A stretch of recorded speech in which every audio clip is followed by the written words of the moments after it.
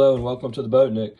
In this video, I'm going to start working on the Sailmaster 22. I'll show you what the inside looks like, before I start, and then just show you how I am rebuilding the interior of it without spending much money. I'm going to use, as I always do, materials that I've got on hand as much as possible, and then just using, inexpensive, relatively inexpensive materials from the hardware store or local building supply, plywoods and stuff. And then using epoxy, for coatings and things to, keep things, hopefully make things last, for a pretty good while, even though they're not the absolute best materials. Anyway, I hope you enjoy this few videos of this boat. If you are watching and you haven't subscribed, I would appreciate very much if you take a few minutes and subscribe to my channel. If you already have subscribed, I appreciate it very much. But anyway, I hope you enjoy it. Well, here's a quick video of the interior. That compression post is galvanized. All of the keel bolts are completely embedded in resin and fiberglass, so you can't even see them. They're completely embedded. The outside looks good. I didn't see any really bad rust staining or anything, so they're probably going to be all right. This boat was used in the Neuse River, which is brackish, and then they poured resin just to get water to flow through. In addition to the iron external ballast that's bolted to the keel, it also has a cast iron centerboard. And there's the centerboard trunk coming up through the floors there. And then you'll notice right here, these are lead ingots, trim ballast.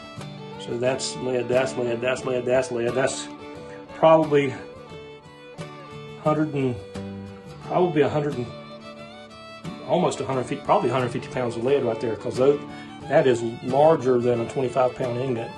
Looks like they were actually cast to fit and then laid in place. So probably about 150 pounds of lead trim ballast or additional ballast or whatever. And then there's a bilge back there, and it has a new line run into it. And then it's got a new whale gusher pump, hand pump back there, and also a new rebuild kit for it that came with the boat. You can see that the berths back here evidently were rotten, and the guy had removed them. The forward berths are all there, and all of the inserts are stacked here. The floor panels, can't really tell whether they're mahogany or teak. I'm not sure. Anyway, I've got all of the floor panels. I think that's another one of the floor panels, and then I've got all of these insert panels to go in it. So I just got to put the floor back now so I can walk on it. That's water storage. Most of the hardware on this boat is bronze, with the exception of the chain plates. Primarily most everything else is bronze. That's the bronze inspection port in that water tank right there. I'm gonna have to do a lot of, sorry about the bright sunshine coming in here, but I'm gonna have to do some good cleaning and scraping and sanding there, and prepping that good. Pop some paint or something on it there where it's rusted at the base. Got a main and a jib, at least. I think that's the only sails that I've got with it. There's another one of the floorboards back there too. And the sails are somewhat crisp. They're not, I think they'll be certainly good enough to get started with. I have found no soft spots in any of the side decks or the cabin top or the foredeck or the cockpit area, floor cockpit. I haven't found any soft spots anywhere whatsoever. But like all boats, they get rainwater in them, and if they're neglected for too long, rainwater causes problems on the inside, and that's what's happened here. It's got an ice box back there underneath all that, a really nice ice box. Little sink, it's not too bad. It had a drawer here at one time, but that's gone.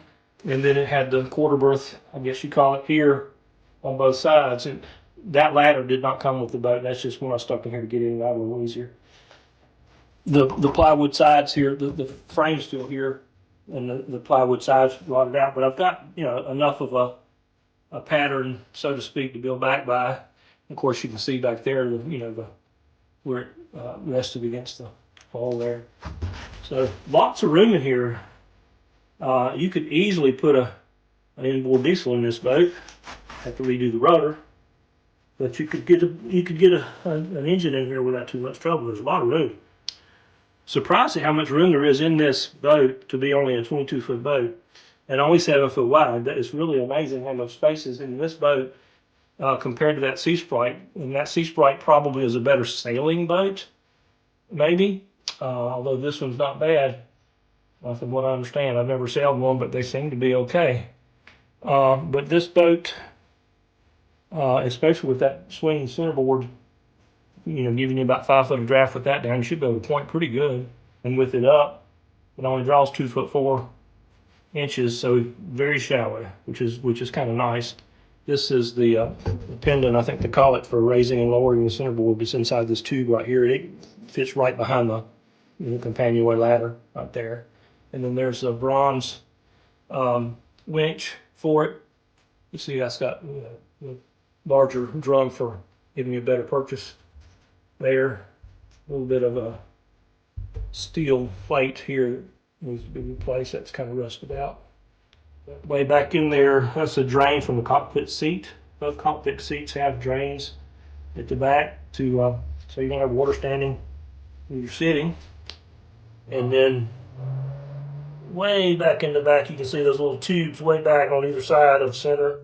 That is the cockpit floor drains, and that is just a straight shot fiberglass tube that goes straight through the hull, and they come out just above the water line at the back, and you can see straight through them, so you can always see if they're clogged or not.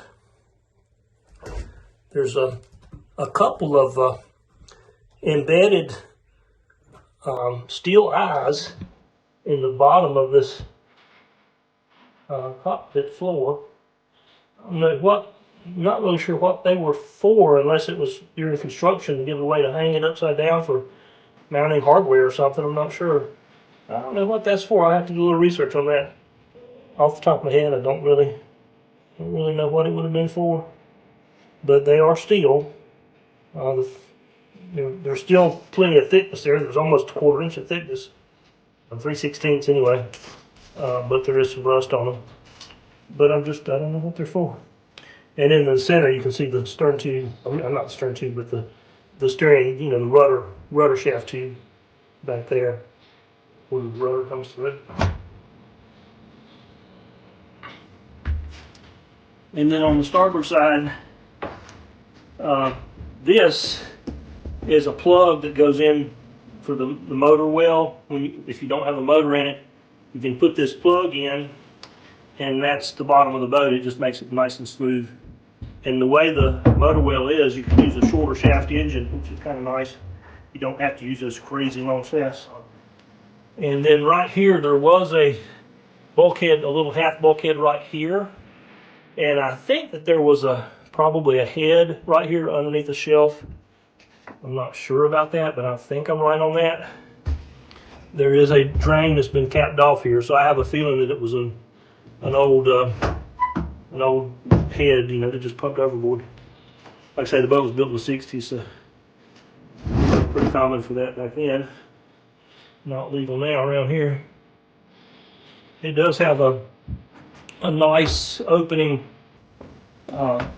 hatch way up front here. And that seems to still work good. I don't know whether it leaks or not. It may leak, but anyway, so that's a good deal. And there's a fairly large anchor locker up there. And then way up in the front, you'll notice that little tube that loops up like a cane, top of a cane. I think that's the vent for the water tank, if I'm not mistaken. I believe. And there's a deck fill for the water tank. These knees are solid glass, and they're 5/8 of an inch thick, probably solid glass. Not sure where that rusting is coming from on that chain plate right there, unless it's from the bolt, or it could just be dripping from something overhead. I don't know. It looks like rust, but it is a stainless steel chain plate. But I'll have to check those out. Don't see any rust on the other side. So it may just be staining, from water dripping or something, from rainwater dripping. A lot to check out. But I'm kind of excited about this little boat too. This was a pretty good find, and it was free, so that's always good.